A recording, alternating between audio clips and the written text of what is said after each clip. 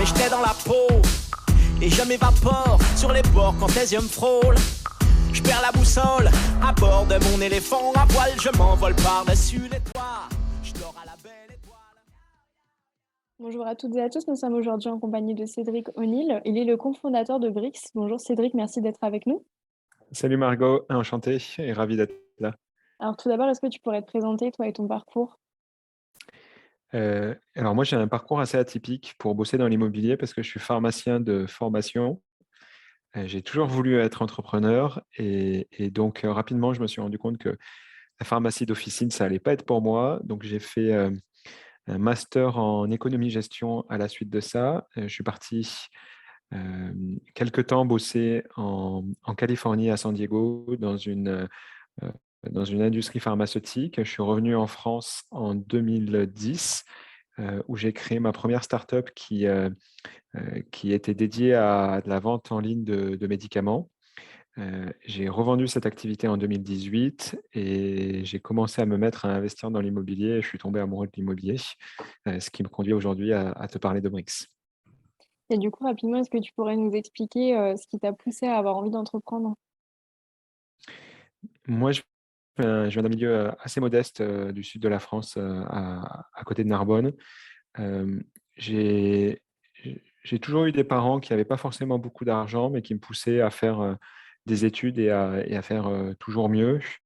Et je pense que rapidement, je me suis rendu compte que entreprendre allait être la meilleure façon, tu vois, de m'élever au niveau de ma condition sociale. Le village dans lequel je venais, il n'y avait pas forcément beaucoup d'ambition au niveau des amis que j'avais. Et donc, je me suis toujours mis en opposition par rapport à ça. Donc, je pense que c'est vraiment l'éducation que j'ai reçue et ce cercle familial, en tout cas, qui m'a poussé à très tôt entreprendre. Et c'est intéressant parce que tu nous as dit que ta première aventure entrepreneuriale, c'était dans le domaine du médical et dans ton domaine d'origine, le domaine pharmaceutique. Est-ce que c'était important pour toi d'entreprendre dans un milieu qui te passionnait? Ouais, ben justement, là, ça ne me passionnait pas. Et tu vois, c'était important au niveau de Brix de repartir sur un domaine qui me passionnait, l'immobilier. On parle souvent de product market fit, au-delà du produit qui doit rencontrer un marché. Je pense qu'il faut qu'il y ait un founders market fit, vraiment, que le fondateur soit passionné par ce qu'il fait. Parce que euh, moi, je ne savais pas trop ce que je voulais faire après le bac. Je suis parti dans des études pharmaceutiques un peu par hasard. Et donc, quand j'ai fini mes études de pharmacie, je me suis dit, mais si je veux être crédible, il faut absolument que je lance une entreprise dans le domaine d'activité pour lequel j'ai fait les études, parce que tu vois, à 23 ans, sinon c'est compliqué de justifier que tu parles dans quelque chose que tu ne connais pas de prime abord. Et, et donc, c'est la raison pour laquelle je suis arrivé à monter un site e-commerce de vente de médicaments en ligne. Mais quand tu dois le pitcher et raconter ce que fait ta boîte 10 fois, des fois 20 fois par jour, ça devient très compliqué au bout de la cinquième, sixième année. Et il y avait des jours, je me rappelais, j'étais pas particulièrement épanoui d'aller au travail. Euh, et donc, c'est la raison pour laquelle, quand j'ai recréé une boîte, je me suis dit, bon, faisons différemment. Qu'est-ce qui me passionne? Qu'est-ce qui m'intéresse? C'est l'immobilier. OK, qu'est-ce qui peut être fait dans l'immobilier? Qu'est-ce qui, moi, m'a posé problème au niveau de mes projets immobiliers et comment je peux venir disrupter ça. Donc la dynamique a été un peu tout autre. Et du coup, je te demanderai de nous présenter Brix juste après, mais d'abord, comment est-ce que tu as réussi à travailler autant de temps du coup sur cette première entreprise, alors même que tu nous l'as dit, c'était un peu compliqué pour toi, tu n'avais pas vraiment la motivation. Euh, Il y a beaucoup de naïveté, tu vois, tu veux prouver des choses et après tu te retrouves rapidement dans un cercle qui t'entraîne dans une fuite en avant. On parle souvent de la liberté de l'entrepreneur. Tu vois, les entrepreneurs disent souvent qu'ils font ça par liberté.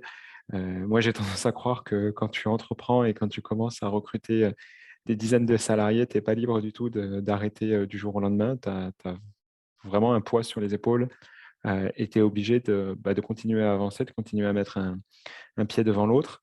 Et c'est d'autant plus vrai aussi quand tu commences à lever de l'argent auprès d'investisseurs parce que tu es redevable de quelque chose. Tu peux pas dire, bon, bah, OK, j'en ai marre, j'arrête tout et je mets la clé sous la porte. Donc, quand on a lancé en 2012, rapidement, on a eu un petit succès médiatique. La presse a commencé à parler de notre service parce qu'on était la première société et le premier site Internet à commercialiser des médicaments en France. Et donc, tu vois, tu as eu un vrai engouement médiatique qui nous a conduit à des investisseurs qui ont commencé à mettre 1 million d'euros dans la société. On s'est retrouvé avec rapidement 15 employés la première année. Et là, en fait, même si ça ne te plaît pas en tout cas, si de prime abord, le secteur ne te plaît pas, au début, il y a une adrénaline de choses nouvelles que tu découvres. Tu vois, passer sur des plateaux télé, aller lever de l'argent avec des investisseurs, rencontrer des entrepreneurs qui sont devenus business angels et qui ont déjà vécu des super parcours. Donc, tu es dans cette adrénaline-là. Où ça devient plus compliqué, c'est quand on sort et quand finalement, c'est bon, la routine, une sorte de business as usual, où finalement tu fais la même chose que tu as fait la veille et demain tu feras la même chose que tu as fait le jour précédent. Et là, ça devient dur parce que là, il n'y a plus rien qui te pousse à faire. Moi, ce que j'aime bien dire, c'est que en fait, si tu veux être meilleur que tes concurrents, il faut que tu fasses cet extra miles, donc ce petit pas en plus. Et ce petit pas en plus, tu le fais parce que tu es déterminé, que tu es passionné pour différentes raisons. Mais si tu n'as pas cette passion et que le secteur d'activité ne te plaît pas, au bout d'un moment, tu t'épuises plus rapidement. Et donc en 2018, tu finis par revendre. Et comment de cette aventure-là, tu t'es retrouvé du coup à fonder Brix? Euh, Moi, mes parents m'ont toujours dit que la meilleure façon la meilleure manière de se constituer un patrimoine était d'investir très tôt dans l'immobilier. C'est ce que j'ai fait. J'ai fait quelques opérations immobilières euh, quand j'étais encore chez Mille Pharmacie, donc ma première société. Et donc, ce qui fait que naturellement, une fois la revente, j'ai commencé à faire quelques opérations immobilières. Ce qui a été particulièrement gratifiant parce que les opérations étaient plutôt bien ficelées euh, et je faisais des plus-values à chaque fois. Ce qui était par contre frustrant, c'était de se rendre compte que malgré le fait que j'étais capable de trouver des opérations rentables, malgré le fait que j'étais capable de mettre un peu d'apport à titre personnel, j'avais toujours le banquier qui allait me dire au bout de 2-3 opérations, on arrête de t'accompagner, tu es au maximum de ta capacité d'endettement ou tu as trop d'encours chez nous. Et ça, c'était redondant. Et donc, j'aimais bien l'immobilier parce que finalement, ça change d'une opération à l'autre. Donc, tu as une sorte de renouveau. Et de l'autre côté, je me disais, mais c'est ultra frustrant parce que c'est le banquier qui a droit de vie ou de mort sur tes opérations. Et on s'est retrouvé en plein confinement avec de nombreuses applications qui ont commencé à fleurir pour permettre à n'importe qui d'investir en bourse ou dans les crypto-monnaies. Tu vois, en un clic de souris, tu pouvais acheter des cryptos pour 10 euros, mais euh, investir dans l'IMO pour 50% de la population, ça reste le parcours du combattant. Donc là, il y a eu une sorte d'asymétrie et je me suis dit, mais en fait, pourquoi on ne permettrait pas en 2 clics de te permettre d'investir dans des fractions d'immeubles au même titre que tu peux déjà le faire avec n'importe quel titre financier. Et au moment du confinement, justement, tu décides de développer Brix. Est-ce que tu as eu des craintes particulières en pleine crise comme ça? Comment tu as réussi quand même à te motiver à recréer quelque chose? Euh, alors là, je t'ai passé rapidement sur toutes mes activités entrepreneuriales, mais c'est la 4e société que je crée. Il y en a 2 autres qui ont pas eu les succès de Brix ou de Mille Pharmacie, mais tu vois il y en a une que j'ai pas revendue qui est partie à la casse et une autre que j'ai revendue quelques centaines de milliers d'euros. Donc, c'est un exercice que j'ai l'habitude de faire, en tout cas que j'ai déjà fait à plusieurs reprises. Et, et en fait, sur Brix, la réflexion, c'était plutôt de se dire, OK, moi, je trouve que l'idée est assez géniale. Comment je fais pour tester le marché à pas cher, tu vois, c'est toujours le MVP, Minimum Viable Product, pour tester qu'il y a un marché en face. Et j'ai passé un mois avec un designer à créer une vidéo. On a fait le script de la vidéo. Donc moi, je travaillais avec lui, tu vois, c'était au travers d'une plateforme de freelance. Donc on a travaillé à distance et un mois plus tard, j'ai une vidéo qui explique bien ce que je veux lancer avec Brix. Et je la publie sur un groupe Facebook qui s'appelle French Startuppers. Il doit y avoir 30 000 gars qui sont dans le groupe. Hein, et donc, ça parle de start-up et d'entraîne entre start-up. Et je dis, en janvier 2021, je leur dis, salut les gars, j'ai envie de repartir sur un nouveau projet. Voici mon concept, regardez la vidéo et dites-moi ce que vous en pensez. Et là, je me rappelle, c'était un vendredi. Dans le week-end, j'ai reçu à peu près 400 messages privés sur Facebook de gens qui me disent « Mais c'est trop bien, nous, si tu lances ça, avec plaisir pour mettre de l'argent dans la boîte ou même pour acheter des parts d'immeubles. Et si tu veux, sur un post classique, tu dois, je ne sais pas, avoir peut-être 30 messages. Là, il y avait 400 messages. Donc, ça me confortait vraiment dans mon idée qu'il y avait vraiment quelque chose et qu'il pouvait y avoir un engouement derrière. Et où j'ai pris des risques, c'est que je me suis dit, OK, finalement, j'avais suffisamment de matière entre mon expérience, mes expériences précédentes, cette vidéo qui montre qu'il y a un début d'enthousiasme, j'avais suffisamment de matière pour aller voir quelques investisseurs et leur dire, voilà, il me faut 300 000, 400 000, 500 000 euros pour lancer un site Internet qui tienne la route et lancer une première équipe. Mais justement, j'ai voulu éviter cette étape-là et je me suis dit, j'ai un peu d'argent de côté, c'est moi qui vais mettre les 300 000 premiers euros nécessaires au démarrage de l'activité parce que ça va vraiment me permettre de tout de suite avoir un produit rapidement lancé sur le marché et d'attendre le plus longtemps possible pour faire une vraie levée de fonds. Et là, derrière, il y avait vraiment une logique de dilution. Moi, je prends toujours l'exemple d'Airbnb. Airbnb, quand ils se sont lancés, c'était sur une idée et ils sont allés dans un des plus gros incubateurs, même le plus gros incubateur de la Silicon Valley, qui est le Y Combinator. Et le Y Combinator leur a dit, on aime votre idée, on vous propose 600 000 $ et vous allez développer Airbnb. Et pour ces 600 000 $, le Y Combinator a pris 40% à l'époque du capital de la boîte. Et tout ça, c'est public parce que on a toute l'equity story depuis qu'Airbnb s'est introduit en bourse. Même après les dilutions successives, ces 40% se sont transformés en 15% ou 15 ou 20%, je n'ai plus le chiffre exact, mais ça restait super important.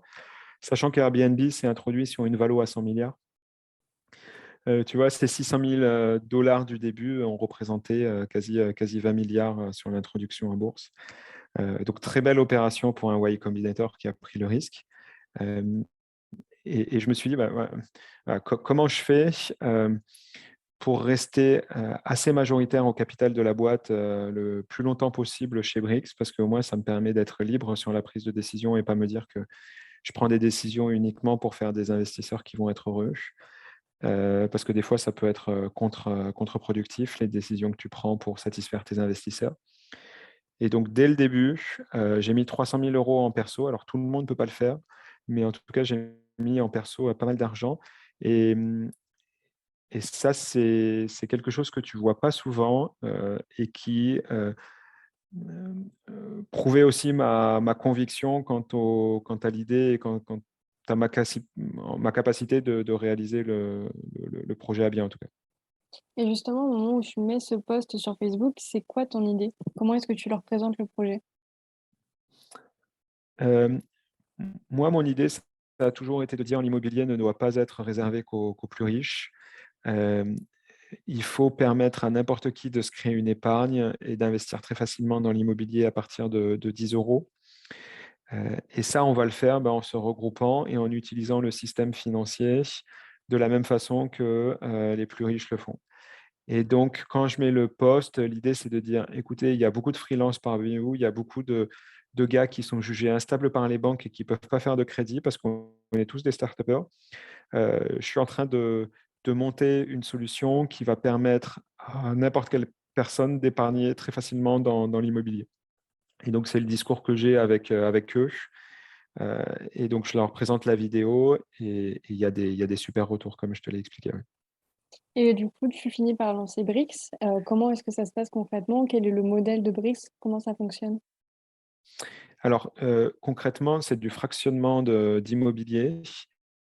Donc, on achète des immeubles qu'on va fractionner en parts de 10 euros, qu'on appelle des briques. Et on va permettre à n'importe qui, dans un immeuble donné, d'acheter une ou plusieurs briques. Donc, tu vas posséder une fraction de l'immeuble et en fonction du montant de briques que tu possèdes, tous les mois, tu vas récupérer une fraction des loyers qui sont générés. Et lorsque l'immeuble est revendu, donc on s'engage à revendre l'immeuble avant la 10e année de l'acquisition. Lorsque l'immeuble est revendu, il a pris de la valeur. En tout cas, on achète dans des zones où il y a une prise de valeur qui est fort probable. Et donc, on te reverse une fraction de cette prise de valeur. Et ce qui est intéressant dans notre modèle, c'est que tu ne t'occupes de rien. On trouve l'immeuble, on s'occupe de toute sa gestion, que ce soit administrative, comptable, financière. Donc vraiment, tu n'as aucune problématique par rapport à ça. Ton seul risque, c'est une vacance locative. Si un locataire part et ne paie plus de loyer, ben, on n'est pas capable de te rendre ta fraction de loyer tous les mois. Et c'est la raison pour laquelle on s'est focalisé uniquement sur des immeubles de rapport. Donc, c'est des immeubles qui font en moyenne 10 appartements. Ce qui fait que même si un locataire part, tu as toujours 9 appartements qui continuent de payer leur loyer. Donc, ça permet vraiment de lisser le risque et de ne pas avoir ce risque de vacances locatives. Et donc, tu mets tes 300 000 euros et comment ça se passe? Tu commences par recruter une équipe? Qu'est-ce que tu fais? Non, je mets 300 000 euros et là, l'idée, c'est de… Moi, j'ai toujours pensé que c'était un super concept parce qu'on était à l'aune d'une révolution au niveau de l'immobilier. Aujourd'hui, tout est digital, tout peut s'acheter en un clic, sauf l'immobilier. L'immobilier, tu dois encore passer chez notaire. Et donc, je pense que dans une dizaine d'années, on va passer d'un immobilier physique à un immobilier 100% digital. C'est-à-dire que Margot pourra devenir propriétaire de sa résidence principale en un clic de souris. Tu auras déjà ton crédit qui aura été validé par ta banque directement en ligne et tout se fera très facilement. Et idem, quand tu voudras changer de résidence principale ou même faire un nouvel investissement locatif, bah, tu remettras à la vente très facilement en un clic. Et une fois qu'on s'est dit ça, je me suis dit, en fait, ça paraît tellement logique que l'immobilier se digitalise, mais complètement, parce que là, on part de très loin, qu'il va y avoir beaucoup de concurrents. Et quand tu n'as pas de barrière à l'entrée technologique, tu vois, tout le monde peut faire un concurrent de Brix, bah, c'est la vitesse d'exécution qui prime surtout. Donc, comment je fais pour aller le plus rapidement possible? Donc là, avec ces 300 000 euros, je me suis dit, bon, l'objectif, c'est d'avoir, maintenant que j'ai publié une vidéo dans un groupe où il y a 30 000 start-upers, qui de base sont des entrepreneurs, bah, en fait, ça m'a obligé à aller vite parce que je me suis dit, bon, bah, maintenant, l'idée, elle est publique.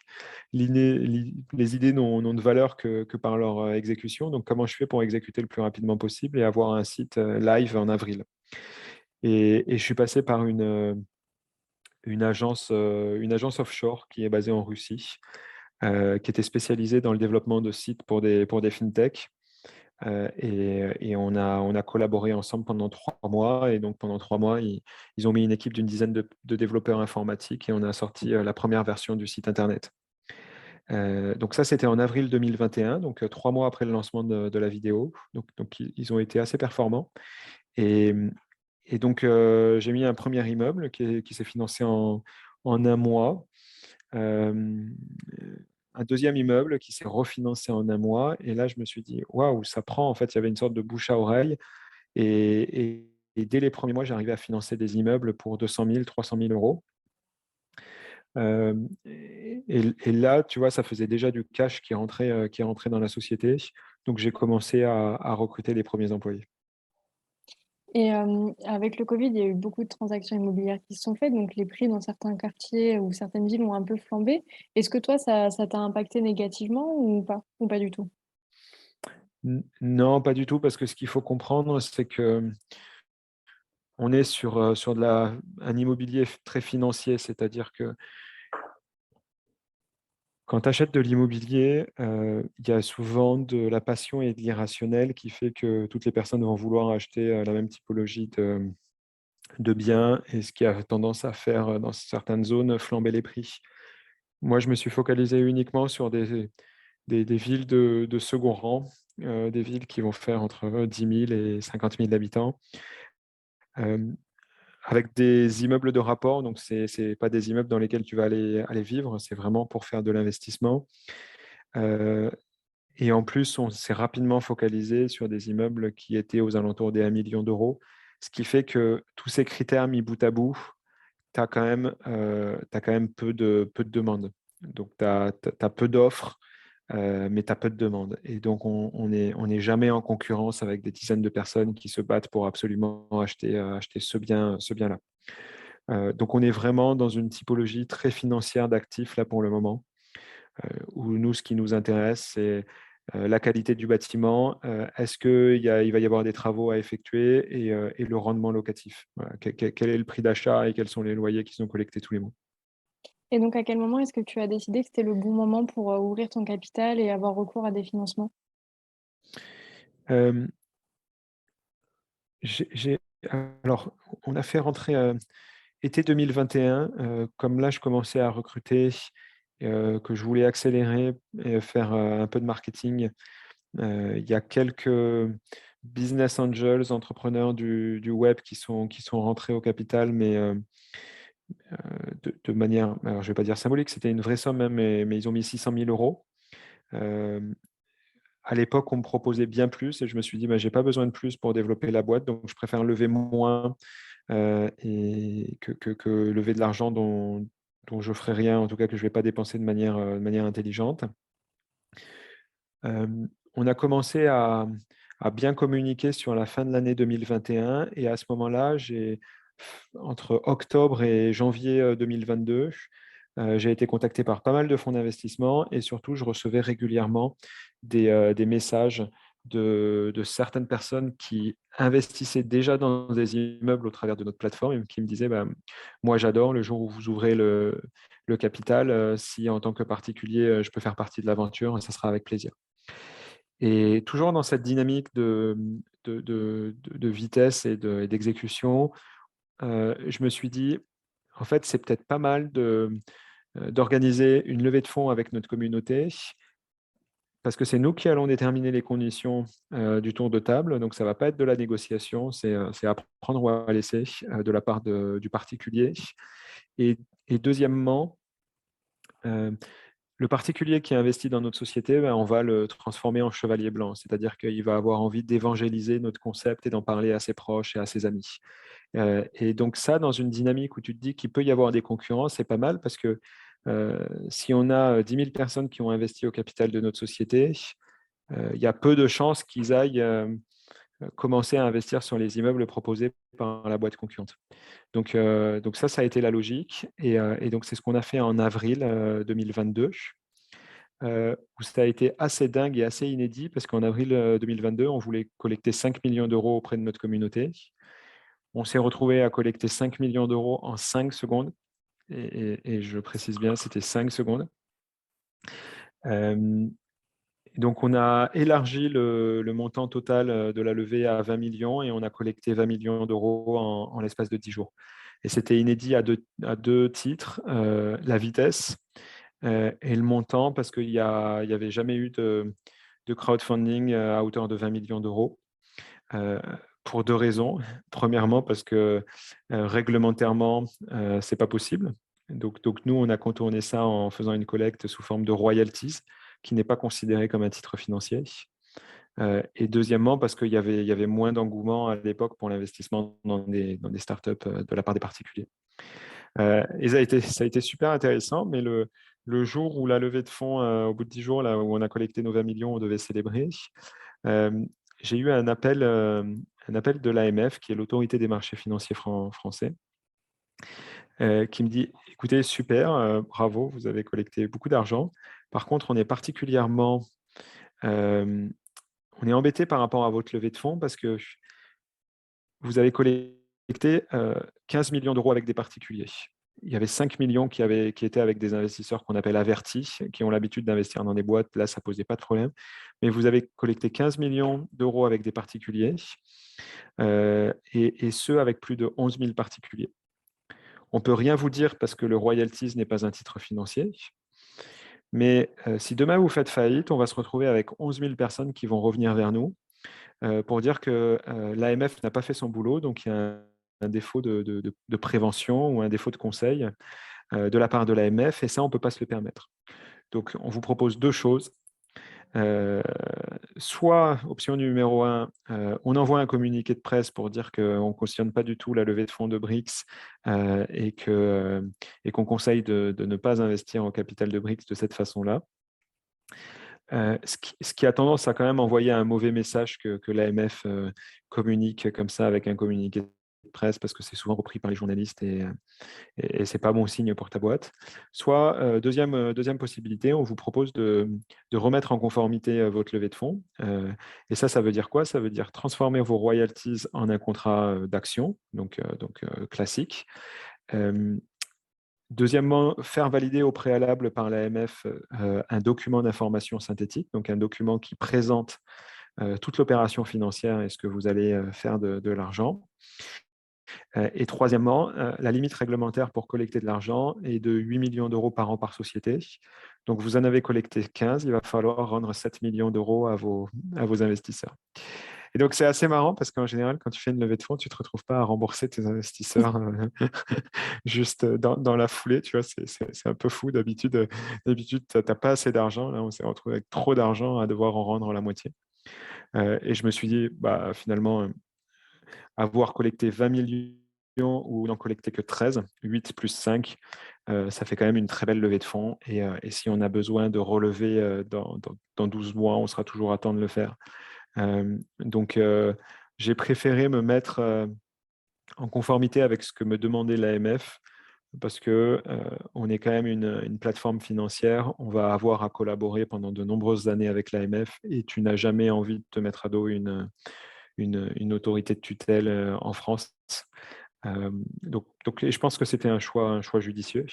Ce n'était pas facile parce qu'on s'est retrouvé entre avril et fin septembre, parce qu'on a communiqué hier, donc lundi 26 septembre, sur le succès de notre levée de fonds de 13 millions. Donc là, il s'est écoulé quasiment 6 mois pendant lesquels il y a eu de la documentation juridique qui a dû être écrite par nos avocats, des discussions longues avec l'AMF qui ont été engagées pour justement qu'ils valident ce document d'information synthétique. Mais je pense que c'était une bonne chose parce qu'au moins on n'est pas perçu comme des cow-boys et on s'est remis en conformité en tout cas avec leurs demandes. Et en tant qu'entrepreneur, quand on voit qu'il y a 11 000 personnes comme ça qui sont prêtes à nous donner de l'argent et à nous faire confiance alors qu'elles ne sont pas du tout dans le milieu de l'investissement, comment est-ce qu'on se sent? Euh, Moi, ça me met une pression qui est d'autant plus importante. C'est-à-dire que, parce qu'en plus, dans ces 11 000 personnes, tu vois, il y a tous mes amis, il y a toute ma famille. Et ça, c'est quelque chose que je n'avais pas connu chez Mille & Pharmacie. Chez Mille & Pharmacie, on m'avait confié 8 millions d'euros. Donc j'avais réussi il y avait des investisseurs qui avaient investi pour 8 millions au total, notamment des fonds d'investissement. Ils connaissent leurs risques, c'est leur boulot d'investir. Si la boîte se casse la gueule, ils connaissaient les risques et ils savent qu'il y a 2 boîtes qui vont être des succès, 5 qui vont plus ou moins fonctionner et qui vont être vendues le même prix que ce qui a été investi et 3 qui vont se casser la gueule. Là, quand tu as des particuliers qui investissent même pas sur la boîte, mais qui investissent sur moi, tu vois, sur la conviction qu'ils ont en Cédric O'Neill et en sa capacité à développer quelque chose de très grand, ça met une pression plus importante parce que c'est des personnes qui… Alors, tu vois, on a eu beau répéter que votre capital est à risque, il y a un risque de tout perdre, qu'il ne faut surtout pas mettre toutes ses économies, que patrimonialement, il faut investir que l'argent qu'on est prêt à perdre. Bref, tu as quand même des personnes qui investissent sur ma personne et qui vivraient mal de perdre, même si c'est que 2 000 ou 5 000 euros, qui vivraient mal de perdre cet argent-là. Donc moi, ça me responsabilise d'autant plus à ne pas faire n'importe quoi. Et c'est la raison pour laquelle je suis vraiment dans une dynamique de croissance rentable. On a été rentable dès le premier jour et j'ai envie que ça le reste. Tu vois, même si on vient de lever 13 millions d'euros, la logique, c'est d'utiliser cet argent-là pour aller nous développer sur des marchés à l'international. Donc, tu as des coûts d'entrée qui vont être investis au début, mais après, c'est d'être rentable le plus rapidement possible et en tout cas de rester rentable sur le marché français. Et ça, cette logique-là, je l'ai parce que justement, je fais rentrer ma communauté et tu vois, je me dois d'avoir cet engagement moral envers eux. Donc, je ne suis pas dans une dynamique où je fais rentrer des fonds d'investissement qui mettent 10 millions, 50 millions dans ma boîte et là, on se dit, bon, bah, OK, on crame tout l'argent et l'idée, c'est d'être le plus gros possible, le plus rapidement possible sans regarder du tout quelle est la rentabilité et quelle est la profitabilité du business. Donc, voilà, c'est une typologie de société, mais ça me correspond assez bien de me dire qu'on va vite, mais 1 euro est 1 euro et ça sert à rien de le dépenser inutilement. Je pense aussi trop d'argent a tendance à rendre les gens bêtes. Quand tu as peu d'argent, tu essayes de mettre en place des stratégies un peu malignes, un peu innovantes, justement pour te développer à moindre coût. Et tu nous l'as dit, tu as ta 4e expérience entrepreneuriale. Est-ce que maintenant tu abordes le financement et les levées de fonds un petit peu différemment de ce que tu pouvais faire précédemment? Oui, d'ailleurs carrément différemment. Mon objectif, c'est pas de dire j'ai fait la plus grosse levée de fonds. Mon objectif, c'est de me dire comment je crée la plus grosse boîte possible. Et si tu veux, moi, mon objectif, c'est de rester le plus haut possible au capital. Si je pouvais me développer sans lever de fonds, je le ferais. J'ai aucun intérêt à partager le labeur et tout le travail qu'on met au quotidien avec des investisseurs qui finalement mettent de l'argent, mais n'ont pas le même engagement dans la société que moi ou les employés pouvons avoir. Donc, c'est la raison pour laquelle, encore une fois, je ne suis pas à la course à la levée de fonds. Et moins je lève d'argent et mieux je me porte si la boîte arrive à se développer pour autant. Ça, c'est le premier point. Et donc l'idée de dire, et c'est ce qu'on a beaucoup vu, je suis une licorne, j'ai une valorisation d'1 milliard, etc. Je trouve que c'est très un peu vanity métrique de se dire il faut lever le plus d'argent pour avoir la plus grosse valo. Tu vois, je prends des exemples. Je ne sais pas si tu connais cette boîte Sorare qui a beaucoup fait parler, là, qui propose des cartes de foot NFT. Ils ont levé 600 millions sur une valo de 4 milliards. Super, félicitations à eux. Et ils étaient moins de 100 employés à l'époque et je crois que tu vois, ils étaient rentables. En tout cas, ils annoncent qu'ils sont rentables. Je comprends bien l'idée de lever 600 millions. Tu as un play, tu as une logique qui est très défensive, qui est de dire OK, on a levé 600 millions, il n'y a aucun acteur qui peut arriver parce qu'on est maintenant tellement gros, on a tellement d'argent sur notre compte bancaire que aucun acteur ne pourra nous concurrencer, en tout cas rivaliser avec nous. Mais cette boîte-là qui se développait très bien, elle n'a pas du tout besoin de cet argent pour se développer. Elle n'a pas fait d'acquisition. Les coûts d'entrée aux États-Unis, parce que là, ils viennent d'arriver aux États-Unis, sont importants, mais ne sont pas à la hauteur de 600 millions. Donc, il y a l'argent sur le marché, mais en fait, lever 600 millions, ça implique quand même une dilution de la part des fondateurs. Si c'est pour laisser cet argent-là sur un compte à la banque, je vois vraiment pas l'intérêt. Si c'est pour prendre de l'argent et le faire travailler et créer de la valeur pour la boîte, ça, je comprends tout à fait. Si c'est juste le laisser sur un compte bancaire et jouer une position défensive, je trouve ça un peu dommage parce que ça envoie deux signaux. Soit il y a vraiment trop d'argent sur le marché et les valos sont tellement déconnantes des boîtes que autant prendre l'argent que pas prendre l'argent, mais là, il y a un vrai problème au niveau de l'écosystème parce que ça veut dire qu'on est dans une bulle. Soit on se retrouve face à des fondateurs qui n'ont pas forcément compris ce que c'était la création d'une société et qui sont uniquement là pour flatter leur ego et dire j'ai la valorisation la plus importante. Mais tu vois, moi, si je crée une boîte, c'est pour vivre une aventure, c'est pour partager avec mon équipe, c'est pour transformer un marché. Effectivement, j'ai envie d'avoir la valorisation la plus importante, mais elle n'a pas besoin d'être affichée dans la presse, c'est ce que je veux dire. Bon, et ça, c'est un autre débat et chacun voit chacun a ses propres convictions et ses propres motivations. Et je crois que je n'ai pas répondu à ta question, là, j'ai digressé. Si, tu Euh, nous l'as dit que tu voyais les choses différemment maintenant par rapport à avant. voilà, ah oui, mais je voulais te dire autre chose. Le deuxième point, sur Mille et une pharmacies, ça ne s'est pas très bien passé sur la fin parce qu'on était désalignés avec les fonds d'investissement qui étaient rentrés à mon capital. Quant à la stratégie à mener, ils étaient très sur du court terme, quand je voyais plutôt le développement de la boîte sur du long terme. Et d'ailleurs, en termes de valeur, très tôt, je me suis rendu compte qu'on ne partageait pas du tout les mêmes valeurs. Ils étaient très... alors c'est caricatural de dire ça, mais ça faisait très requin, un peu vieille école, les financiers, un peu sharp.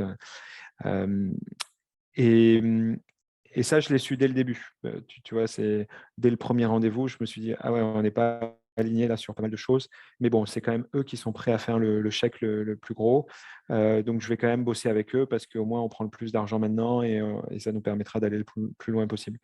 Et ça, c'est une erreur parce que j'avais d'autres offres sur la table à l'époque avec des gens bien plus, en tout cas que moi, je considérais plus smart. Et j'aurais dû lever moins d'argent avec des gens avec lesquels j'allais être aligné sur du long terme que vouloir lever avec forcément ceux qui allaient me faire le plus gros chèque. Donc, voilà, je privilégierais toujours l'alignement avec les partenaires que je prends plus que ce que ça peut me rapporter sur du court terme parce que quand tu parles de partenariat et d'autant plus de faire rentrer des investisseurs à ton capital, tu vas partager quand même pas mal d'années à leur côté. Et si tu n'es même pas capable d'avoir une discussion saine, apaisée et constructive dans un board, bon, ben, c'est pas de bon augure pour le développement de la société. Est-ce que tu aurais éventuellement quelques conseils à donner à des entrepreneurs qui viennent de se lancer et qui s'apprêtent à vivre leur première levée de fonds, justement? Euh,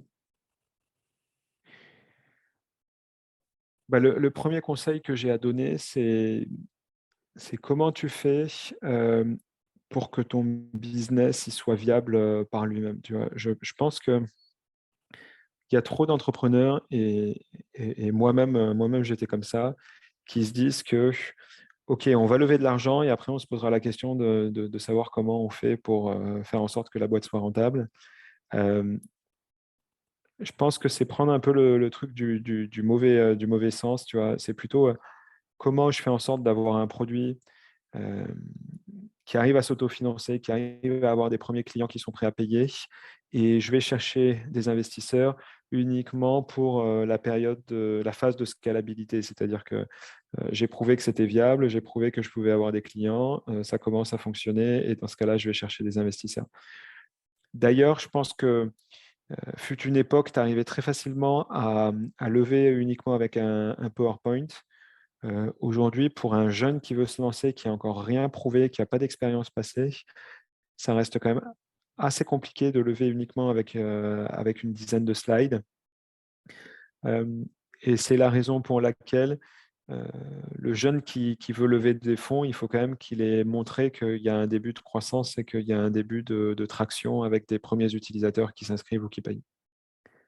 Et tu nous l'as dit, vous allez vous exporter à l'international et vous ouvrir à d'autres marchés. Comment est-ce qu'en tant qu'entrepreneur, on prend cette décision justement et comment on sélectionne les marchés? Euh, alors, à l'époque, je t'aurais dit qu'il faut faire une étude de marché, qu'il faut acheter tu vois, des études qui coûtent assez cher auprès de cabinets de conseil. En fait, je pense que tu fais jamais la bonne décision forcément au premier coup. Donc, il y a deux possibilités, soit par opportunisme. Tu as souvent si ton business commence à bien fonctionner en France, tu vas être contacté par des personnes en Allemagne, en Suisse, en Espagne, en Portugal, qui vont voir ton truc et qui vont te dire, waouh, c'est super, est-ce qu'on peut essayer de faire quelque chose ensemble? Est-ce que je peux essayer de le développer dans ce pays-là? Donc ça peut être une façon de faire qui te permet de tester le marché à pas grand-chose parce que tu as une personne qui a envie de s'impliquer dans ton projet. Sinon, une autre façon, c'est de mettre des budgets dans quelques pays et de voir comment ça répond. Nous, tu vois, alors nous, on a 2 typologies de pays. On a les pays dans lesquels on veut aller pour acheter des immeubles parce qu'on pense que c'est très intéressant en termes de prix d'acquisition. Je pense par exemple au Portugal et à l'Espagne. Donc, on va se développer au Portugal et en Espagne pour acheter des immeubles. Mais par contre, on va cibler les pays du nord de l'Europe, Allemagne, Hollande, Danemark. Là, non pas pour faire des achats d'immeubles parce que l'immobilier est déjà assez cher, mais pour dupliquer notre plateforme en allemand ou en danois, parce qu'il y a un pouvoir d'achat important auprès des particuliers dans ces pays-là. Et donc, schématiquement, l'idée, c'est de permettre à un Allemand d'investir dans un immeuble au Portugal. Et donc, comment tu fais pour déterminer si tu vas d'abord en Suisse, d'abord en Allemagne, d'abord en Belgique ou d'abord au Danemark? Euh, bah, tu passes, tu vois, nous, on est passé par Google Ads. Euh, on a mis quelques budgets, on a vu ce qui répondait le mieux en termes de coûts d'acquisition. On a également contacté la personne qui nous suit chez Google et on s'est dit, bon, bah, c'est l'Allemagne qui offre la plus grosse profondeur de marché et qui, en plus, en termes de coûts d'acquisition, est la plus intéressante. Donc, on va partir en Allemagne. Je ne dis pas que c'est la bonne stratégie, mais en tout cas, on a mis un peu d'argent pour tester ces différents marchés, se faire notre conviction. Et après, l'idée, c'est qu'une fois qu'on est en Allemagne et qu'on voit que ça ne fonctionne pas, c'est d'être capable le plus rapidement possible de sortir du marché pour aller tester un autre marché. Donc, on en revient toujours à de l'exécution, quoi. Et on le sait, l'entrepreneuriat, c'est quelque chose de très difficile et de très prenant, surtout les premières années. Comment est-ce que sans cesse on arrive à se lancer dans une nouvelle entreprise? Est-ce qu'il n'y a pas un moment où t'en as marre et t'as envie d'arrêter? Euh, ouais, donc encore une fois, on en revient à la personnalité de chacun. Euh, c'est dur parce que, en fait, c'est très facile de se lancer. Tu vois, quand tu pars sur une nouvelle idée, tu lances ton idée. Ce qui est dur, c'est de garder toujours un niveau d'ambition élevé. Euh, tu vois, les Anglais diraient raise the fucking bar. Donc, élever le seuil d'ambition que tu te donnes. Parce que l'ambition par nature, euh, elle a tendance à toujours revenir à un niveau, à se renormaliser parce que tu es dans du confort, parce que tu es le week-end avec ta famille, avec tes amis et que tu te dis ah, bah, j'ai pas envie de me remettre ce coup de pied aux fesses le lundi pour repartir travailler. Et donc, il y a un cap à essayer de garder où tu es capable de te remettre en tant que fondateur tout le temps à un niveau d'ambition assez haut pour te dire OK, je ne suis pas arrivé, je ne suis pas arrivé, je ne suis pas arrivé. Et ça, c'est toujours très dur à faire sur une période longue de temps. Tu vois. Au bout de 5 ans, quand tu commences à te payer de manière confortable parce que ça fonctionne, ça devient toujours dur de te dire mais en fait, après quoi je cours? Est-ce que je cours après l'argent? Bah, si je cours après l'argent, bon, bah, ça y est, je suis arrivé. Euh, si- euh, et, et donc, c'est toujours intéressant d'avoir fait cette introspection au préalable pour te dire qu'est-ce que tu veux faire. Tu vois, moi, je ne suis pas du tout intéressé par l'argent. Moi, ce qui m'intéresse, c'est de dire que euh, dans 10 ans, je me retourne et je me dis, mais en fait, on a complètement disrupté une industrie de l'investissement immobilier et qu'on a réussi à changer les codes. Et tu vois, on est reconnu comme tel. Euh, mais mais c'est toujours dur de bousculer les lignes. Et d'ailleurs, il y a un exemple qui m'a frappé là, la semaine dernière. Je ne sais pas si tu as suivi cette entreprise qui s'appelle Figma, qui a été rachetée par Adobe aux États-Unis. C'est donc Adobe, qui a la suite Photoshop, etc., se fait concurrencer par Figma depuis 5 ans maintenant. Et ils ont lancé un concurrent qui est juste génial. Tu vois, tous ceux qui passent sur Figma arrêtent d'utiliser Photoshop ou Illustrator. Donc c'est juste assez ouf la proposition de valeur qu'ils ont réussi à créer complètement en ligne. Et plutôt que de payer une licence Photoshop à 1 000 euros ou des fois tu payais jusqu'à même plus cher des fois, bah là tu as juste un abonnement qui te coûte 10 $ par mois. Et Figma se développe bien et là ils viennent d'être achetés par Adobe, donc un move défensif de la part de Adobe pour 20 milliards. Tout le monde a dit waouh, mais c'est incroyable la valeur de Figma. Jamais on n'aurait pensé que ça valait 20 milliards. Mais en fait, ce qu'on ne dit pas, c'est que vu comme c'était parti, euh, Figma allait devenir dans 10 ans 2 fois plus gros qu'un Adobe. Et c'est peut-être Figma qui aurait racheté Adobe dans 5 ans ou dans 10 ans. Et, et 20 milliards, c'est une vraie somme d'argent. Les fondateurs ont dû prendre quasiment en plus la moitié sur l'opération. C'est là que tu te dis, bah, c'est dommage, tu vois, au niveau de l'aventure, quelle était l'ambition des fondateurs? Parce que, en tout cas, si c'était mis l'ambition de détrôner Adobe dans les 10 prochaines années, ils avaient vraiment le potentiel de le faire. Et moi, je peux pas leur en vouloir, mais je regrette un peu de ne pas avoir vu les fondateurs aller jusqu'au bout et de se dire, bah, en fait, on a détrôné Adobe qui est là depuis des années et qui était le leader de cette industrie du design. Et donc, c'est toujours intéressant de te dire bah, quelle est ta motivation au quotidien pour te lever, parce que si leur motivation, c'était de détrôner Adobe, c'est dommage qu'ils aient craqué là, au bout de 5 ans pour prendre un chèque parce qu'ils ont fait que la moitié du job. Voilà, parenthèse refermée. Et donc, tu nous l'as dit, tu as démarré ta première aventure à l'âge de 23 ans. Est-ce qu'aujourd'hui, tu as l'impression d'être un entrepreneur totalement différent? Est-ce que tu as le sentiment d'avoir changé par rapport à tes débuts? Oui, parce que j'ai compris que en fait, il fallait surtout pas entreprendre pour des raisons monétaires. C'était pas une course après l'argent. Euh, Comme je te l'ai dit, je venais d'un milieu modeste et je voulais me prouver beaucoup de choses et prouver des choses aux autres. Et surtout, je me disais, bon, ben, ok, je crée une boîte, je la revends le plus rapidement possible et après, je pars me la couler douce au soleil. Finalement, c'est à peine caricatural, mais c'était quand même l'idée que j'avais en tête. Et j'ai tellement galéré finalement pour gagner un peu d'argent, mais pas tant que ça, que je me suis dit, euh, en fait, tu n'entreprends pas pour devenir millionnaire ou milliardaire, tu entreprends parce que tu veux vraiment changer les choses. Euh, et et il y a, tu vois, je l'ai vu là, à un moment donné sur Brix avec l'AMF qui me contacte, on vient de valider une levée de fonds, ils te disent, bah, vous avez l'option qu'on envoie un communiqué de presse, tu te dis, waouh, mais en fait, dans une startup, tu es au milieu de la crête et tu vois, ça peut toujours tomber d'un côté comme de l'autre et ça repose à des fois pas grand-chose. Euh, donc, euh, donc oui, ma perspective a vraiment évolué parce que maintenant, je fais ça pour prendre du plaisir et pour me dire que euh, j'ai un impact sur la vie et les choses qui m'entourent, plus que pour me dire je fais ça pour gagner de l'argent parce que tu vois, je ne saurais même pas quoi en faire de l'argent et je pense que j'en redistribuerai une grande partie tu vois, si je revendais la boîte un jour. Donc, j'ai envie de sécuriser ma famille et vivre correctement, mais je ne cours pas non plus après une vie de milliardaire, quoi. Pour finir, est-ce que tu aurais peut-être quelques conseils à donner à de jeunes entrepreneurs? À quoi est-ce qu'ils doivent faire attention? Comment surmonter les difficultés? Qu'est-ce que tu aimerais leur dire? Moi, j'ai envie de leur dire déjà de commencer à entreprendre assez jeune et de ne pas avoir peur de l'échec parce que je pense que c'est pas grave d'échouer une fois, 2 fois, 3 fois.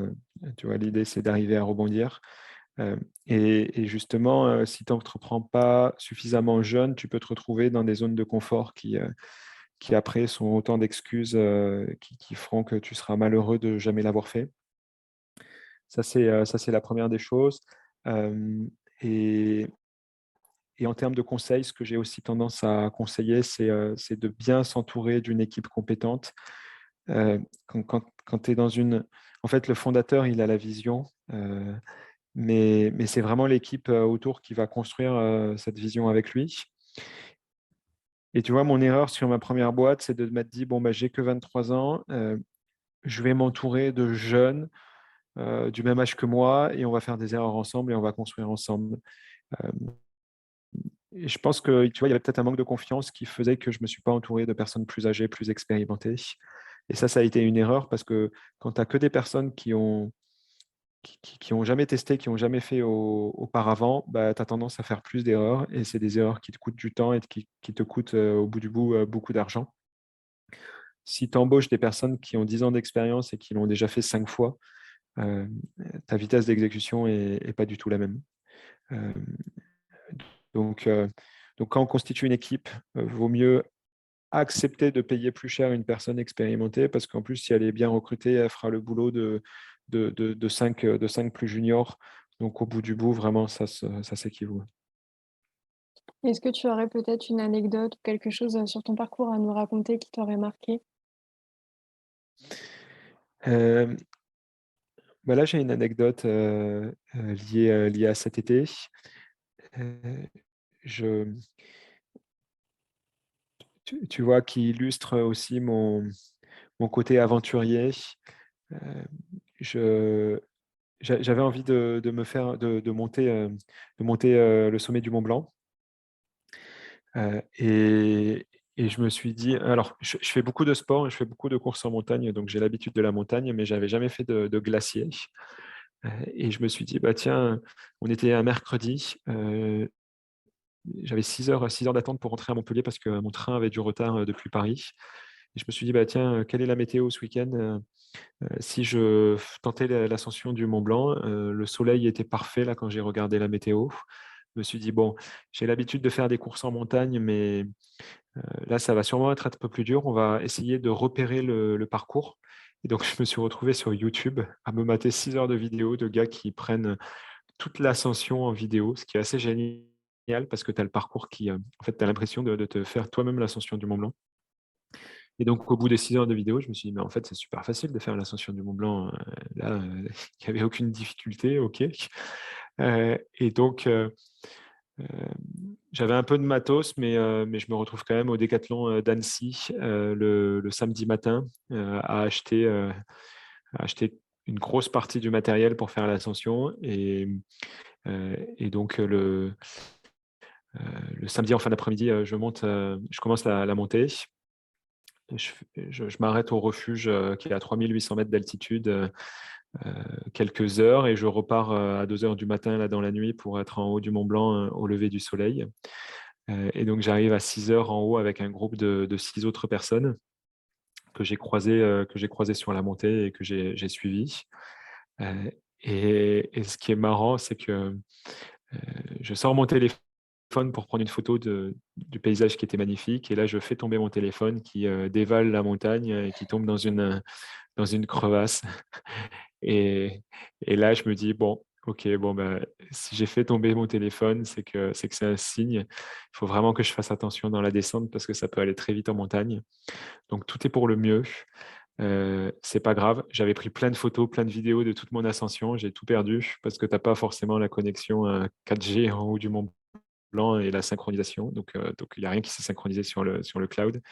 Euh, mais j'ai quand même réussi à avoir une photo parce que ceux qui étaient en haut m'ont pris en photo et me l'ont envoyé par email. Mais voilà, c'était la petite anecdote où j'ai pas fait de préparation particulière liée à ça. J'ai passé un super moment. J'ai pas eu de mal du tout de l'altitude. Et voilà comment j'ai fait l'ascension seul, sans guide cet été. C'est une très belle note pour finir. Je te remercie beaucoup, Cédric, pour ton temps. Je te remercie d'avoir partagé ton expérience avec nous et tous ces conseils. Merci Margot, merci à toi, c'était super. Cela signe la fin de cet épisode. Je souhaite à tous et à toutes une excellente fin de journée.